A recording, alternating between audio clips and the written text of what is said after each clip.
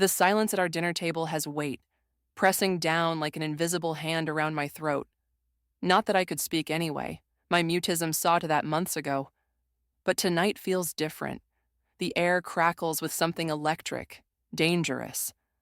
I'm Sophie, and this is my prison disguised as a family home. Margaret, my mother-in-law, sits at the head of the table where she doesn't belong, cutting her meat into precise squares while shooting disapproving glances at my untouched plate. My husband Ryan stares at his food, shoulders hunched, already anticipating the storm. He knows his sister Emily is about to ignite it. "You're pathetic." Emily suddenly spits at Ryan, making everyone freeze. "Look at what you've let them do to her." The fork in Margaret's hand stops midair. "Emily, that's quite enough." "No, Mother, it's not nearly enough." Emily's voice trembles. "Sophie hasn't spoken in 3 months, and none of you even care why." I grip my napkin under the table, knuckles white. Daniel, my father-in-law, clears his throat but says nothing, as usual. "Your brother and Sophie's condition is none of your concern," Margaret says, her tone sharp enough to draw blood. "Some people simply aren't equipped to handle the pressures of family life." Ryan's jaw clenches. I wait for him to defend me, like I've waited 1,000 times before. The silence stretches. Emily throws her napkin down. "You're wrong, Mother. Sophie's condition started the day you decided to break her. And Ryan," she turns to her brother, "you're worse than she is. You watch it happen every day and do nothing." "That's enough." Margaret slams her hand on the table. The water glasses rattle. "I will not have you causing drama at my dinner table." I want to laugh at the irony. Her dinner table, in the home Ryan and I bought, but the sound stays trapped in my throat like everything else. "Your dinner table?" Emily stands, her chair scraping against the hardwood. "This isn't your house. This isn't your family to control. But you've got everyone so twisted up in your web of manipulation that they can't even see it anymore." Ryan finally speaks, his voice weak. "Emily, please." "No, Ryan. Look at your wife. Really look at her. When was the last time you saw her smile? When was the last time you protected her from Mother's constant criticism? When was the last time you acted like a husband instead of a coward?" The words hit him like physical blows. I see him flinch, see the shame color his face. But still, he says nothing in my defense. I rise from my chair, movements deliberate and slow. All eyes turn to me. Margaret's cold and calculating, Daniel's guilty, Emily's fierce with protective anger, and Ryan's empty. Just empty. Taking my plate to the kitchen, I hear Emily's parting shot. "You know what's worse than someone who can't speak? Someone who won't speak when they should." The plate shatters in the sink before I realize I've dropped it. The crash is satisfying, the first real noise I've made in months. Through the kitchen doorway, I see Margaret already moving to comfort Ryan, to smooth over the cracks in her perfect family facade. But something has shifted tonight. Emily's words have cracked open a door I've been afraid to touch. As I stare at the broken pieces of porcelain, a plan begins to form. They think my silence makes me weak. They're wrong. My silence will be my weapon. And Margaret?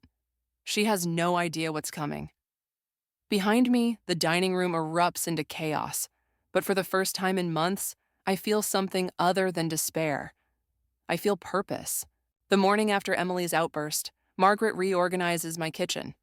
I stand in the doorway, watching her move everything to the wrong places, my fingers twitching at my sides. The spice rack I'd arranged alphabetically now follows her incomprehensible system. She hums while she works, as if this is a favor instead of an invasion. "Honestly, Sophie, how do you find anything in here?"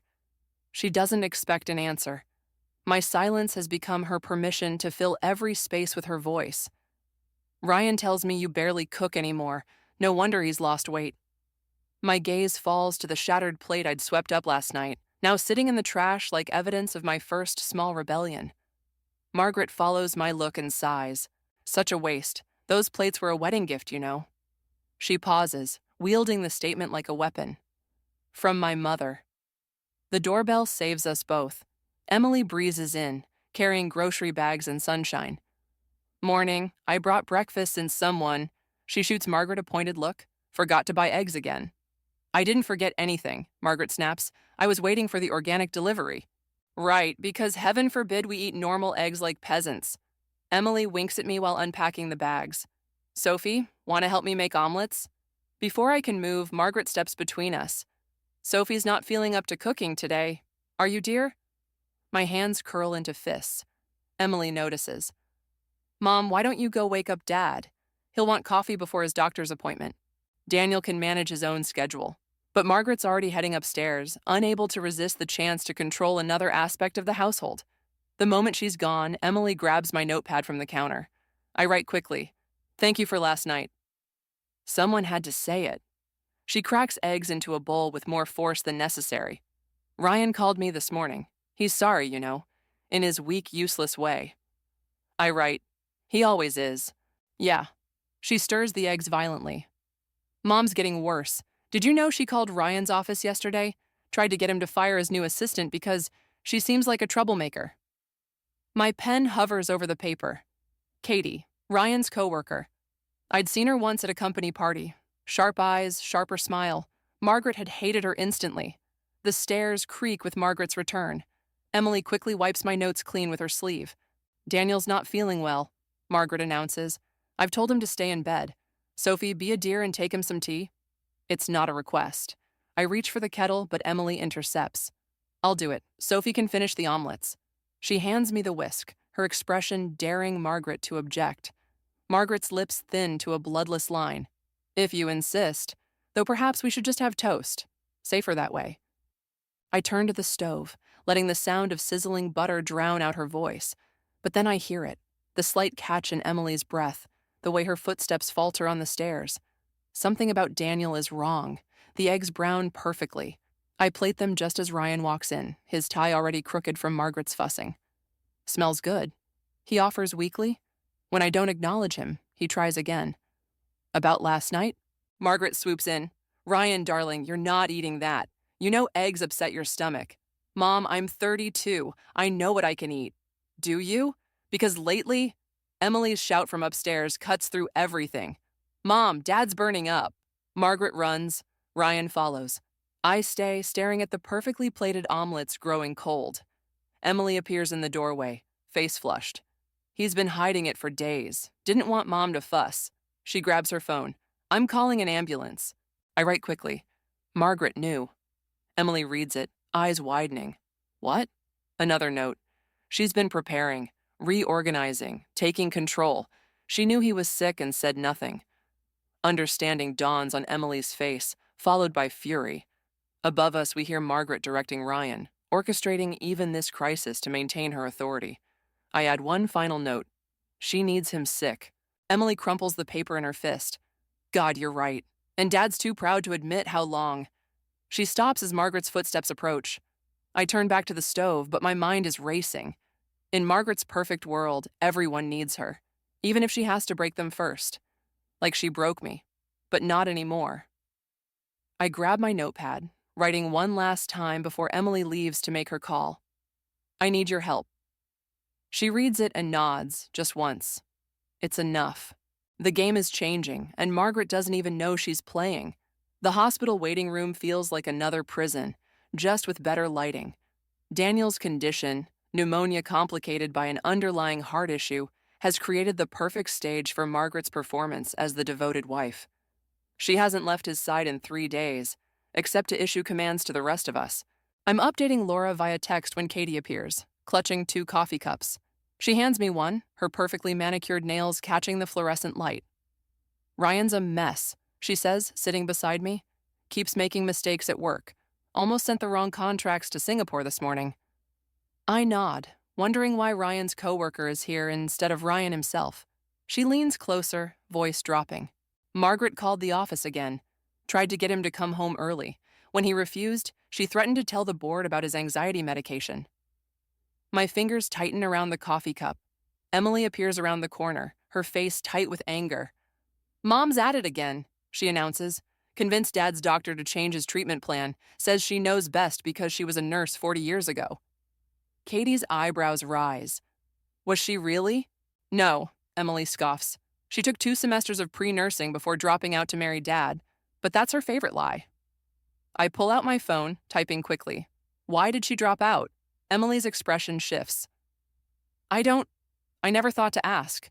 She turns to Katie. You're good at digging up information, right? For the company? Katie's smile reminds me of a cat spotting a mouse. I might know some people who know some people. The elevator dings. Ryan steps out, looking haunted. Margaret follows, her hand gripping his arm like a vice. Sophie, she calls out. Be useful and get Ryan some water. He's not handling this well. Before I can move, Emily intervenes. He can get his own water, Mom. He's not helpless. Unlike some people, Margaret says, eyes sliding to me. My son needs support right now. Ryan stares at the floor. I stand, my chair scraping loudly against tile, and walk away. Behind me, I hear Katie say, Actually, Ryan, we need to discuss those Singapore contracts. I find myself in the hospital chapel, its emptiness a blessing.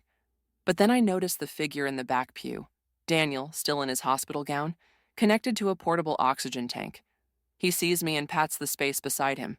I sit, keeping my distance. Escaped while Margaret was distracted. He wheezes, needed to think without her, interpreting everything for me. I take out my notepad. Should you be here? He reads it and laughs weakly. Probably not, but I've spent 35 years doing what Margaret thinks is best. Look where it got me. His hands shake as he pulls something from his pocket, an old photograph. In it, a younger Margaret stands outside a building labeled State Nursing College, her smile brittle. She didn't drop out, Daniel says quietly. She was asked to leave. Something happened with a patient. She never told me what, but it broke something in her. Made her desperate to control everything, everyone. The chapel door opens. Emily slips in, followed by Katie. Dad, what are you— Emily, Daniel interrupts. Tell Sophie about the summer your mother sent you to ballet camp. Emily freezes. What? The summer you broke your ankle but weren't allowed to quit. Tell her why. Because— Emily's voice cracks. Because Mom had failed at ballet when she was young. She said I had to succeed where she couldn't. Katie's typing rapidly on her phone. Mr. Wilson, what year was Margaret at nursing school? He tells her. Her fingers fly faster. Got it, she says after a moment. 1982. A patient died under suspicious circumstances. The investigation was inconclusive, but a student nurse was dismissed. Name redacted, but that's enough. Margaret's voice cuts through the chapel like a blade. She stands in the doorway, Ryan behind her, her face a mask of fury. Daniel, you're going back to your room. Now. No. Daniel's voice is weak but firm. I'm done letting you decide everything. I decide everything because none of you can handle the truth. Margaret's composure cracks. You think you know what happened? You think you understand what it takes to protect this family? Protect us? Emily steps forward. Or control us? Margaret's laugh is bitter. Ask your father what happened to his first wife. Ask him why he needed someone strong enough to make the hard choices. Daniel goes pale. Ryan makes a choked sound. I stand, my notepad falling forgotten as pieces click into place. Margaret's desperation for control. Daniel's guilt. The way they both flinch at certain topics. The truth isn't just buried in Margaret's past. It's buried in all of theirs. And now, finally, it's starting to surface. Tom's text arrives at midnight. Check your front porch. Found something you need to see. I slip out of bed, leaving Ryan's sleeping form behind. The house creaks with familiar nighttime sounds, and Margaret's pacing in the guest room. She hasn't slept properly since Daniel's hospitalization 3 days ago. On the porch, a manila envelope waits. Inside, I find newspaper clippings from 30 years ago. My hands shake as I read the headline. Local woman's death ruled accidental. Husband cleared of suspicion. The woman in the grainy photo has Ryan's eyes. A floorboard creaks behind me. Emily stands there, wrapped in her robe. I couldn't sleep either. She notices the clippings. What's that? I show her. Her face drains of color. That's Dad's first wife. Sarah. She sinks down beside me. Mom never lets anyone talk about her. Says it upsets Dad too much. I pull out my phone, typing, Margaret mentioned her at the hospital. Said she had to make hard choices to protect the family. Emily's eyes widen. You don't think... The porch light suddenly floods on. Margaret stands in the doorway, her shadow stretching long across the wooden boards. It's late for a reading club, she says softly. Too softly. Her gaze fixes on the newspaper clippings. Where did you get those? Neither of us answers. Margaret steps closer, and I see something I've never noticed before. A slight limp in her right leg, barely perceptible. You think you're clever, digging up ancient history. She snatches the clippings from my hands. You think you understand what happened back then? What I saved them from? Emily stands. Saved them from what, Mom? Sarah was unstable, dangerous. Daniel couldn't see it, but I did. I was his nurse after the accident that killed her. Her laugh is brittle. He was so broken, so guilty. He needed someone strong enough to put the pieces back together. The implications hit like physical blows. Margaret wasn't just Daniel's second wife. She was there when Sarah died. The investigation, Emily whispers, the one that got you dismissed from nursing school.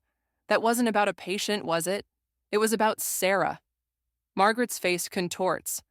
I protected this family then, and I'm protecting it now, from weak people who would destroy it. Her eyes bore into me. People like Sarah. People like you, Sophie. I rise slowly, meeting her gaze. For the first time, I see fear there. Mom, Emily's voice shakes. What did you do to Sarah? Nothing she didn't bring on herself. Margaret crumples the clippings. Just like Sophie's silence is her own weakness. Isn't it convenient how she can't speak up, can't defend herself, needs everyone to coddle her? My phone buzzes. A text from Katie. Found hospital records from 1982. Margaret was investigated for tampering with patient medications. Case dropped. Insufficient evidence. Margaret sees the message over my shoulder. Her hand shoots out, knocking the phone away. It skids across the porch, screen cracking. You think you can destroy what I've built? Her voice rises. You're nothing, just like Sarah was nothing. A weak woman who couldn't handle her responsibilities, who needed to be removed. She stops, realizing what she's revealed. Emily backs away. Oh God. Mom, what did you do? What I had to do. Margaret straightens, composure returning like a mask. What I'll always do to protect this family. Remember that, Sophie. Remember Sarah. She turns and walks inside, leaving the crumpled newspaper clippings at our feet. Emily's crying silently. I pick up my broken phone, hands steady now. The truth about Margaret is worse than I imagined, but it's also her weakness. She didn't just manipulate this family. She built it on a foundation of secrets and possibly murder. A light comes on upstairs. Ryan's awake. Soon he'll come looking for me, and Margaret will spin another web of lies to explain this away. But something has shifted tonight. In trying to threaten me, Margaret revealed her deepest fear. History repeating itself. Another wife who needs to be removed. I meet Emily's terrified gaze and type on my cracked phone. We need to talk to Daniel. Now. She nods, understanding. Margaret's protection of the family wasn't love. It was possession. And now she sees me as a threat to that possession. The game has changed. This isn't just about revenge anymore. It's about survival. Laura's apartment feels like a war room. Katie spreads documents across the coffee table while Emily paces, her phone pressed to her ear. Tom stands by the window, keeping watch like he expects Margaret to materialize on the street below. I stare at Sarah's death certificate. Cause of death? Accidental fall. The investigating officer's name has been highlighted. He retired 2 years after closing the case, moving into a house he shouldn't have been able to afford. Daniel's being released tomorrow, Emily announces, ending her call. Mom's already arranged for private nursing care at home. Katie looks up sharply. She's hiring nurses? After what happened last time? No, Emily says. She's going to be his nurse. Says she's the only one he can trust. My hands clench the death certificate. Laura notices. Sophie, what are you thinking? I grab my notebook. She's recreating it. Daniel's vulnerable, just like Sarah was. But why would she hurt Daniel? Tom asks. She loves him. She loves controlling him, Katie corrects. And now she has the perfect excuse to isolate him completely. Emily sinks onto the couch. This morning, she started going through Dad's medications, insisted on managing them herself, Said the hospital made too many mistakes. The room goes quiet. We're all thinking about those hospital records from 1982. My phone buzzes. Ryan, where are you? Mom's worried. Another message follows. Come home, please. Things are falling apart. Laura reads over my shoulder. You can't go back there. Not now. But I'm already standing, gathering my things. Emily grabs my arm. Sophie, wait. We have enough to go to the police. I shake my head, writing quickly. No proof, just patterns. They dismissed it before. Then what's your plan? Katie demands. Watch her poison your father-in-law? The word poison hangs in the air. Tom clears his throat. There might be another way, he says. My security cameras caught something last night. Margaret in her car, meeting someone. Money changed hands. Emily's phone rings again. Her face pales as she answers. Mom? Slow down. What do you mean Dad's having complications? She covers the mouthpiece. She says he's getting worse, wants us all home now. Katie starts gathering the documents. It's starting already. I grab my notebook one last time. I'm going back. Need to be inside to stop her. Sophie, that's suicide, Laura protests. She practically admitted to killing Sarah. But I'm already heading for the door. Emily follows. I'm coming with you. But first, she pulls out a small recording device. Katie got this from her investigator friend. It's practically invisible. My hands shake as she helps me pin it under my collar. Tom hands me a USB drive. Security footage from last night. Be careful how you use it. In the hallway, Emily grabs my arm again. Sophie, there's something else. I found Mom's old diary in the attic. She didn't just meet Dad after Sarah's death. She knew him before. She knew them both. The implications hit me like a physical blow. This wasn't opportunity. It was premeditation. My phone buzzes again. Ryan. Mom's mixing Dad's medications. Says the hospital doses were wrong. Please come home. Emily reads it and whispers, Oh God. I straighten my shoulders and head for the elevator. Behind me, I hear Laura call Katie. Start the background check on that officer. And Katie, if anything happens to Sophie, release everything, all of it. The elevator doors close. In the polished metal, I catch my reflection. Pale, determined, terrified. The recording device feels heavy against my collarbone. Margaret wants me home? Fine. She's not the only one who can play the dutiful caretaker. But as the elevator descends, doubt creeps in. Am I walking into the same trap Sarah did? Or am I doing exactly what Margaret does, convincing myself that the end justifies the means? Emily squeezes my hand. We're going to stop her. I nod, but my throat feels tighter than ever. Because now I understand. This isn't just about revenge anymore. It's about breaking a cycle that started long before Sarah's death. And Margaret's not the only one capable of playing a long game. The elevator reaches the ground floor. It's time to go home. Daniel's hospital bed dominates our living room, medical equipment beeping in rhythm with the rain against windows. Margaret hasn't left his side in 3 days, playing the devoted nurse with practiced precision. The recording device under my collar feels heavier with each passing hour. Ryan enters, carrying a tray of medications Margaret prepared. His hands shake. Mom says it's time for Dad's next dose. He hesitates. Sophie, something's wrong. He's getting worse, not better. I reach for my phone to text Emily, but Margaret appears in the doorway. Ryan, darling, I'll handle your father's medications. Her smile doesn't reach her eyes. Sophie can help you with dinner instead. I don't move. Margaret's smile tightens. Unless you'd rather call that friend of yours? Laura, isn't it? The one who's been asking questions about our family? My blood runs cold. Ryan looks between us, confusion clouding his features. What questions? Oh, nothing important. Margaret adjusts Daniel's IV line. Just some unfortunate rumors about Sarah.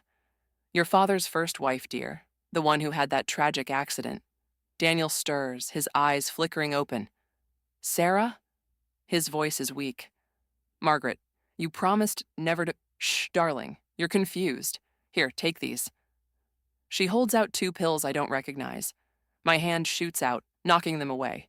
They scatter across the floor. Sophie! Ryan grabs my arm. What are you doing? Margaret's mask slips for just a moment, revealing something dark and familiar. I've seen that look before, in old photos of Sarah's accident scene. Ryan. Margaret's voice trembles perfectly. I think Sophie needs her anxiety medication. She's becoming unstable. Just like, just like Sarah? Emily stands in the doorway, holding up her phone. Is that what you told the police back then? That Sarah was unstable? Emily, not now. Margaret moves to block Daniel's view. Your father needs rest. No. Daniel struggles to sit up. No more rest. No more medications. Ryan releases my arm. Dad? The diary. Emily continues, stepping closer. You knew them both before the accident. You were obsessed with Dad, weren't you? Sarah wasn't unstable. She was in your way. Margaret laughs, but it sounds wrong. Emily, sweetheart, you're letting Sophie's paranoia affect you. Am I? Emily pulls out an old photograph. Then explain this. You and Dad 6 months before Sarah's death. You were already working at the hospital, weren't you? Already planning? Ryan takes the photo, his face draining of color. Mom? Your sister's been spending too much time with Sophie. Margaret reaches for Daniel's IV. This family is falling apart because of her silence, her weakness. Daniel's hand catches her wrist. Stop. His voice is stronger now. I remember the night Sarah died. You were there. You said you'd take care of everything. The room goes still. Margaret's composure cracks completely. I did take care of everything. I saved this family. I made you strong again. She yanks free from Daniel, and now she's trying to destroy it all, just like Sarah tried. No, Margaret. Daniel's words come with effort.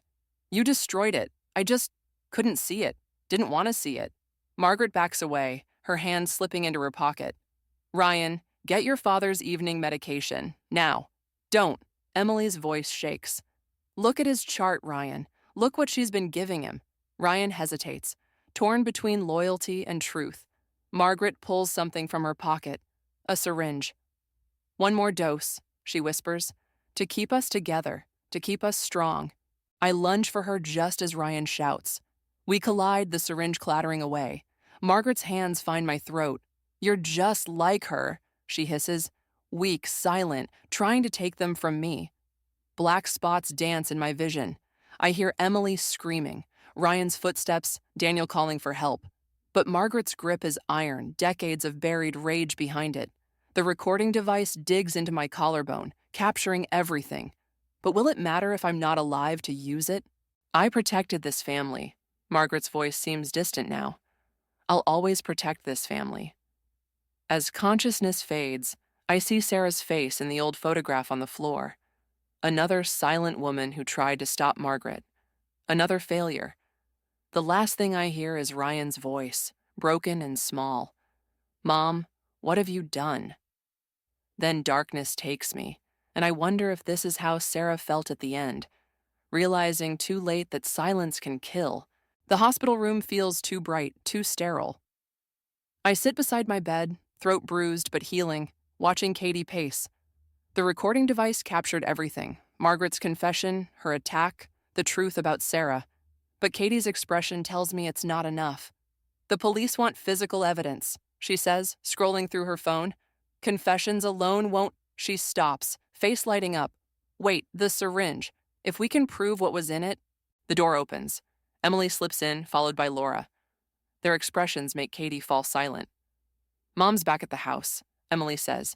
She's destroying everything. Dad's old papers, Sarah's photos, everything. Laura sets a laptop on my bed tray. Tom's cameras caught her making 3 trips to burn things. But that's not the worst part. She hits play on a video file. The footage shows Margaret meeting someone in a parking lot. Money changes hands. The stranger passes her a small package. That's tonight's date, Emily whispers. She's not done. I grab my phone, typing rapidly. Daniel?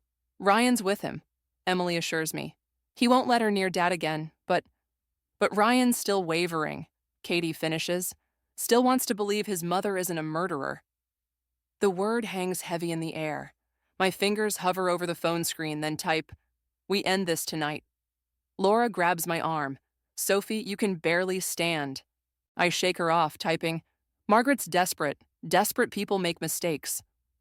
Or become more dangerous, Emily counters, but she's already reaching for her car keys. The drive home is silent.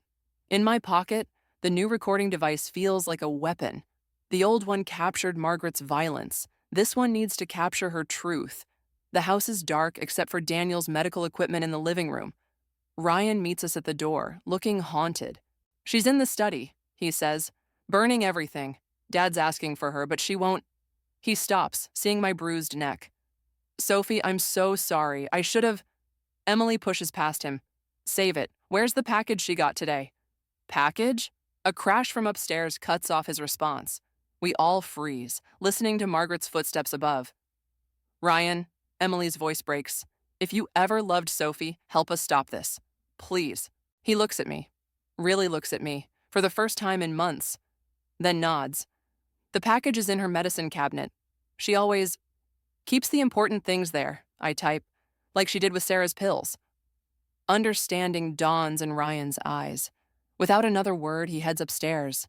We hear them before we see them. Margaret's voice sharp with anger, Ryan's low and pleading.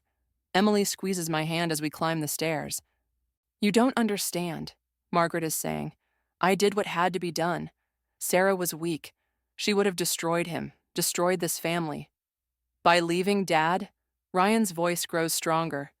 "That's what really happened, isn't it? She was leaving him, leaving you." We reach the study doorway. Margaret stands by the fireplace, papers burning behind her.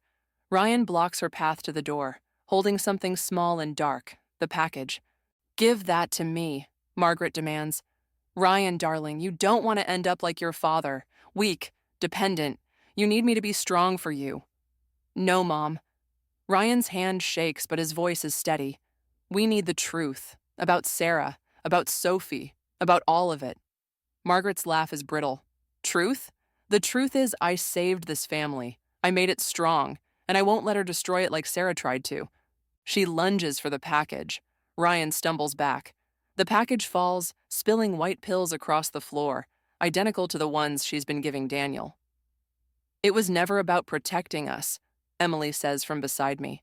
"It was about controlling us, just like you controlled Sarah's medication, just like you're controlling Dad's now." Margaret turns, seeing us all there. Something in her breaks. "You think you know what protection looks like?" She kicks the pills aside. "You think Sarah's accident was simple? She was going to take Daniel, take my children. Someone had to be strong enough to stop her." I step forward, phone raised, recording everything. Margaret's eyes fix on my bruised throat, her handiwork, her legacy of silence. "You're just like her," she whispers. "But this time, I won't fail.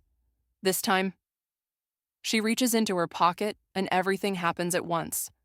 The truth, like revenge, comes with a price, and tonight we'll all pay it. The police find Sarah's diary in Margaret's safe deposit box, along with the original autopsy photos and a vial of the same medication she'd been giving Daniel. Her carefully constructed world crumbles in a matter of hours. I watch from the hospital waiting room as they lead her away. She walks with perfect posture, head high, still trying to control how the world sees her.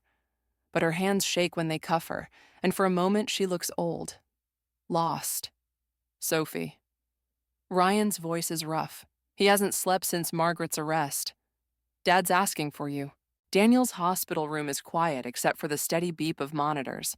The doctors say he'll recover now that they've flushed Margaret's cocktail of medications from his system. Emily sits beside him, holding his hand. "I should have seen it," Daniel says as I enter.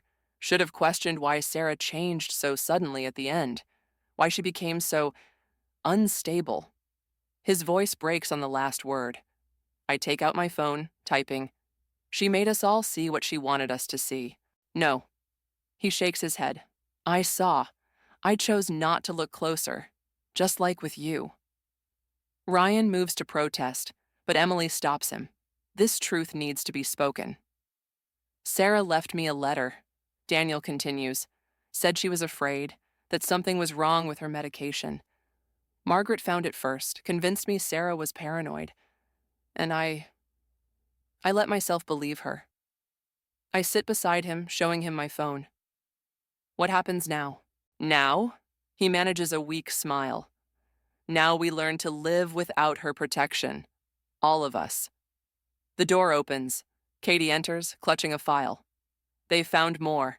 Records of payments to the original investigating officer, prescriptions in Sarah's name that Margaret filled after. She stops, seeing our faces. I'll come back. No. Ryan's voice is firm. No more secrets. No more looking away. I reach for my notebook, the one Margaret never knew about, where I documented everything. Every manipulation, every lie, every moment of forced silence. I hand it to Ryan. He reads the first page, then looks at me with new understanding. This whole time, you were fighting back, in your own way. Emily touches the bruises on my throat. Some battles leave scars. Some should, Daniel says quietly. A nurse appears with discharge papers. As Daniel signs them, I notice his hands are steady for the first time in weeks. Freedom does that, makes you stronger, even as it terrifies you. Outside, autumn leaves scatter across the parking lot. Laura waits by her car, ready to drive us home, but Ryan catches my arm. I don't know if I can go back there, he admits. That house, everything she built. I show him my phone. Then we build something new. He studies my face, seeing past the bruises to the strength beneath. I don't deserve your forgiveness. Another message. This isn't about forgiveness. It's about choosing who we become. Emily joins us, carrying Daniel's bag. The police want to talk to Dad again tomorrow, about Sarah. Let them, Daniel says from his wheelchair. It's time her story was heard. I touch my throat, feeling the phantom pressure of Margaret's hands. My voice may never return. Trauma leaves its own legacy. But silence doesn't mean weakness. Sometimes it means survival. Sometimes it means strength. Laura opens her car door, but I shake my head. Instead, I take Ryan's hand and start walking. Emily follows with Daniel's wheelchair. We move slowly together, away from the hospital and into the uncertain future. Behind us, Margaret's carefully constructed fortress of control lies in ruins. But from its ashes, something else emerges. Not perfect, not unbroken, but real. My phone buzzes. A message from Tom. Security footage showed everything. They're reopening Sarah's case. I don't respond. Some justice comes too late to save its victims, but perhaps it can still protect future ones. Ryan squeezes my hand. Sophie? I look at him, really look at him, and see what Margaret never could. The possibility of change, of growth, of healing. My fingers move across my phone one last time. Let's go home. Not to the house Margaret ruled, but somewhere new. Somewhere we can all learn to speak again, in whatever way we choose. Some victories don't need words.